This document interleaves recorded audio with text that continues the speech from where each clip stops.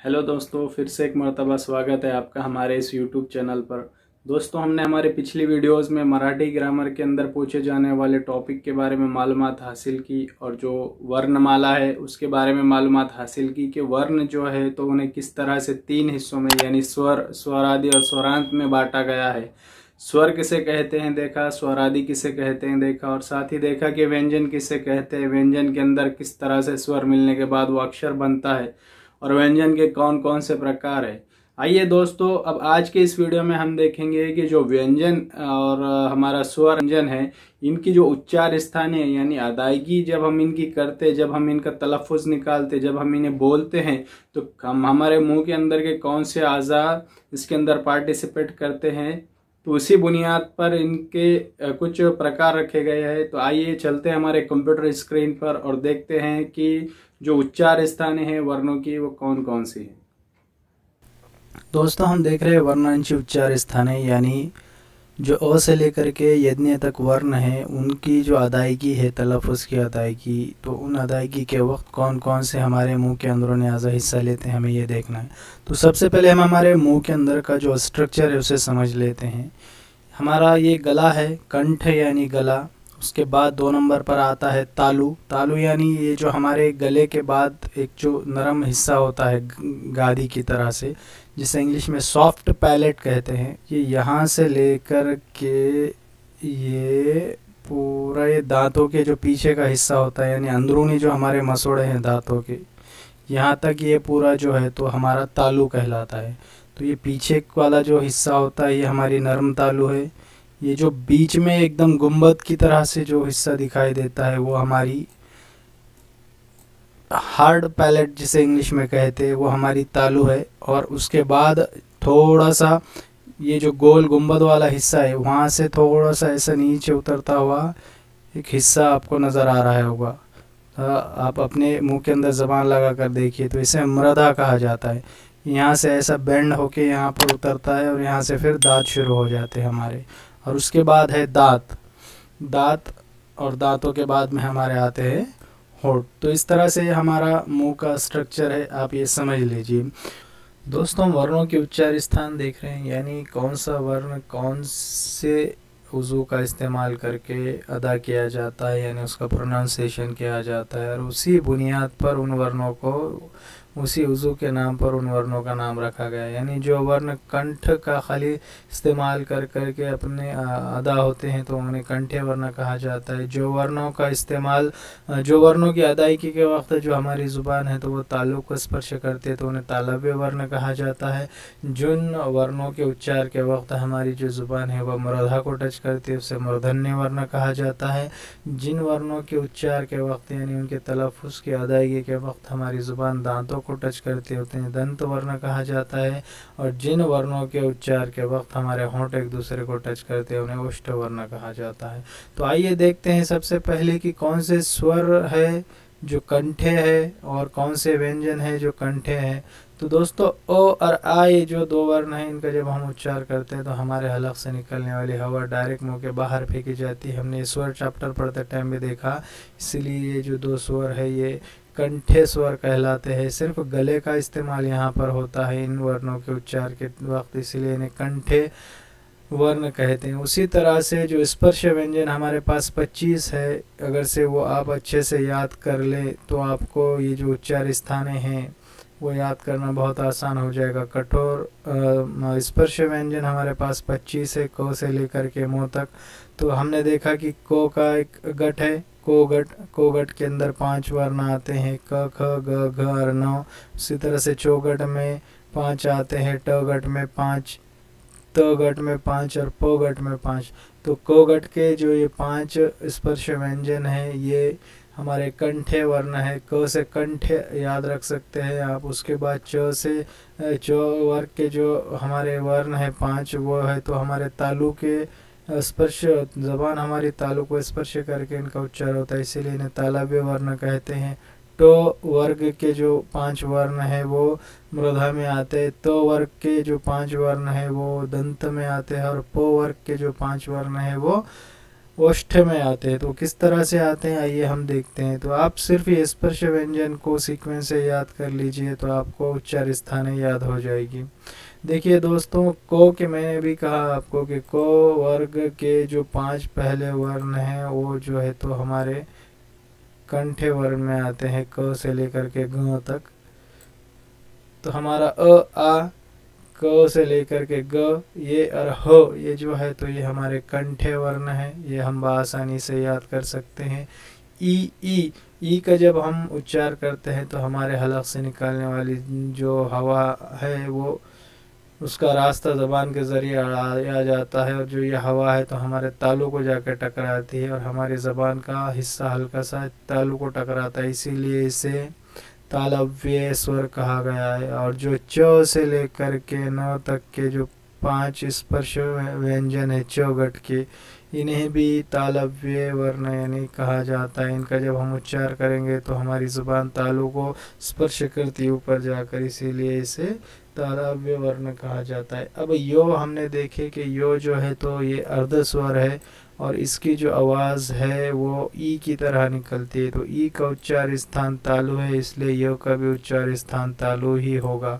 उसके बाद जो ऊष्मय जिसे हम घर्षक कहते हैं श श और स, तो ये 3 ऊष्मय है। तो उसमें का जो श पहला है छोटा वाला वो भी तालु को स्पर्श करके ज़बान इसका उच्चार होता है, इसीलिए इसे तालव्य वर्ण कहा जाता है। अब आप लोगों को यो तो मालूम हो गया कि यो जो है तो ई की तरह से इसकी आवाज़ निकलती है, इसीलिए ये तालव्य वर्ण है। तो यो के साथ शो को जोड़िए, यश, यश से याद रखिए, यश यानी कामयाबी। तो अगर से आप इतना याद रखोगे तो आपको बाकी जो दूसरे घर्षक है वो याद करना आसान हो जाएगा। तो शो जो है तो तालव्य में चला गया, शो षटकोण का जो है तो फिर मूर्धा में आ जाएगा, और स जो है तो दंत में आ जाएगा। तो आइए अब अगला जो हमारा मूर्धन्य जो स्वर है वो देखते हैं। तो ये रू जो है तो रू का जब हम उच्चार करते हैं तो हमारी ज़बान थोड़ी सी बेंड होके, थोड़ी सी टेढ़ी होके क्या होती है कि हमारे मूर्धा को टच होती है। मूर्धा हमने देखे कि हमारी ये नरम तालु है, उसके बाद ये गुंबद वाला ऐसा हिस्सा हमारी तालु का है सख्त 90 डिग्री वाला, और उसके बाद का जो ये ढलान वाला हिस्सा है और जो अंदरूनी मसोड़ों तक आता है, तो जो ये जो ढलान वाला हिस्सा है यहाँ पर जब हमारी ज़ुबान बेंड होकर टच करती है तो हम उसे मूर्धन्य वर्ण कहते हैं। तो ये मूर्धा है, ये जो ढलान वाला जो हमारी तालू से नीचे उतरेंगे हम दांतों की तरफ, तो जो ढलान वाला एरिया आएगा उसे हम मूर्धा कहते हैं। तो मूर्धा किसे कहते हैं आप फिर से एक मरतबा समझ लीजिए। तो ये रू का जब हम उच्चार करेंगे तो हमारी ज़ुबान जो है तो उस मूर्धा को यानी उस ढलान वाले एरिया को जाकर टच करती है, इसीलिए ये मूर्धन्य वर्ण है। उसी तरह से ट गट के, अब हमने च गट के देखे, च तालु में आते हैं, टो गट के ट से लेकर के 9 तक ये जो 5 वर्ण हैं ये मूर्धा को टच करके इनका जो है तो उच्चार होता है, इसलिए इन्हें मूर्धन्य वर्ण कहा जाता है। ट से टमाटर आप कह कर देखिए, आपकी ज़ुबान बेंड होके क्या करेगी कि उस ढलान वाले हिस्से को जाकर टच करेगी। उसी तरह से आप इसे भी ठ से ठंडा, ठंडा जब आप कहोगे तो हमारी ज़ुबान वहाँ जाकर मूर्धा को टच करेंगे। ड से डमरू, डमरू कहने पर हमारी ज़ुबान फिर इस तरह से बेंड होकर क्या करेगी, इस मूर्धा को जाकर टच करेगी। उसी तरह से न बान, बान जब हम कहेंगे तो वो हमारी ज़ुबान जो है तो वहाँ पर मूर्धा को टच करेगी।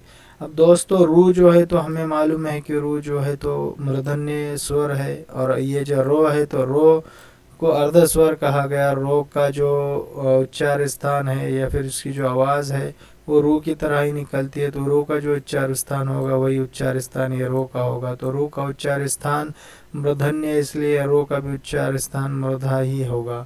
उसके बाद मैंने आपको कहा कि शो, आपने ऊपर देखा शो और ड़ जो ये है शो षटकोण का ड़ जो कमल का ड़ है, तो ये दोनों के अंदर भी हम मूर्धा को टच करके जब इनकी हम आवाज़ की अदायगी करते हैं, तलफ़ुज़ इनका अदा करते हैं तो हमारी ज़ुबान मूर्धा को टच होती है, इसीलिए ये दोनों भी मूर्धन्य वर्ण है। लेकिन इसे याद करने का एक आसान तरीक़ा ये है कि ये रो की तरह ही ड़ू की आवाज़ निकलती है, ड़े की, तो इसीलिए ड़े जो है तो ये मूर्धन्य कहलाएगा।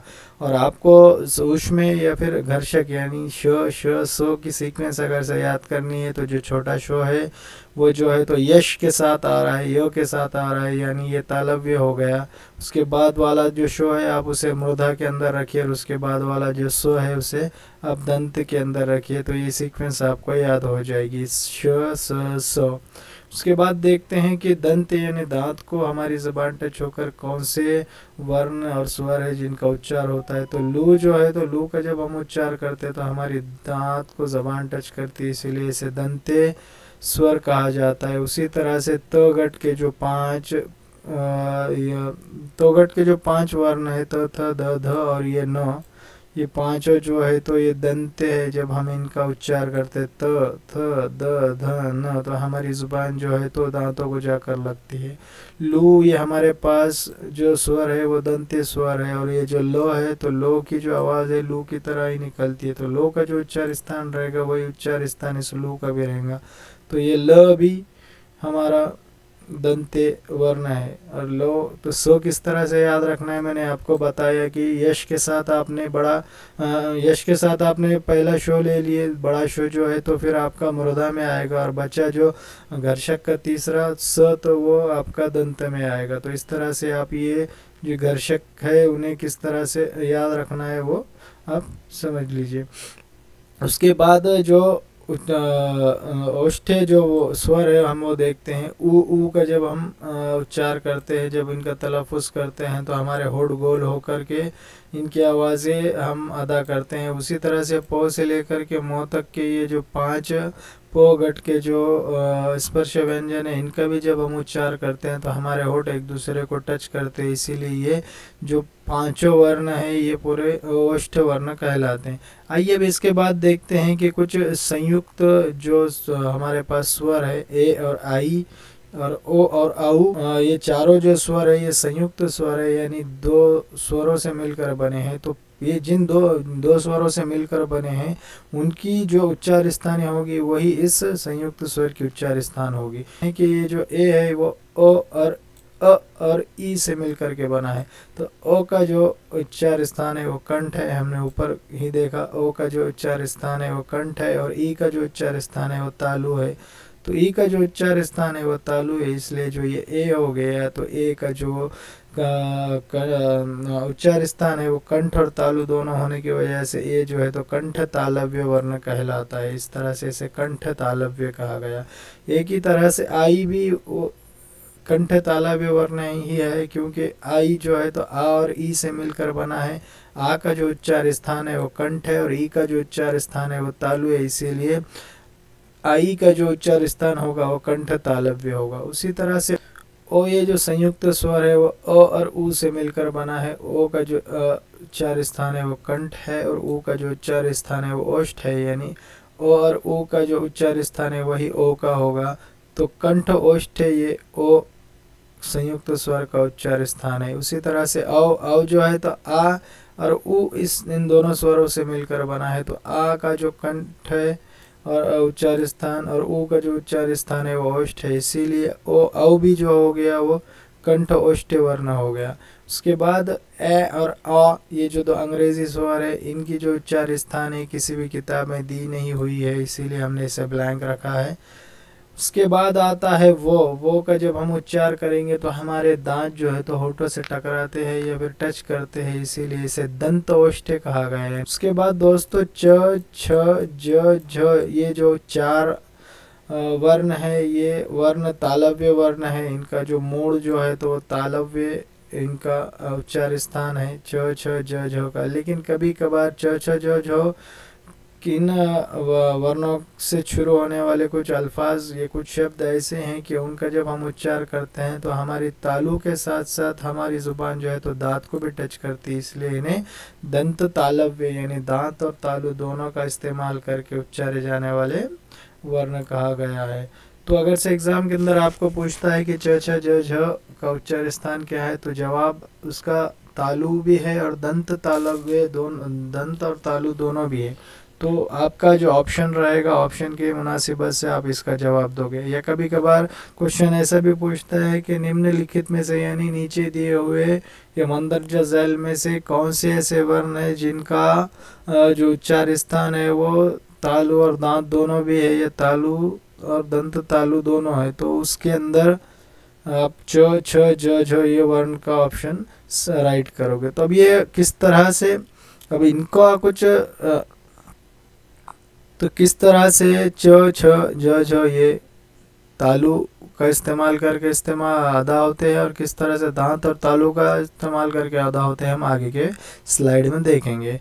तो देखिए दोस्तों, तालव्य वर्ण यानी ऐसे वर्ण जिनका उच्चार करते वक्त हमारी जो जीभ है, जो हमारी ज़ुबान है, वो अंदर खींच करके हमारे तालु को स्पर्श करती है, उन्हें तालव्य वर्ण कहते हैं। उदाहरण के लिए बताया गया है झाकी, यानी हमारी ज़बान थोड़ी सी अंदर खींचकर ऊपर थोड़ा सा जो नरम हिस्सा है हमारा झाकी, तो वो वहाँ पर टच कर रही है तालु को। छतरी, जल, जन्म, चंद्र, ये उसी तरह से हमारे तालु को टच कर रही।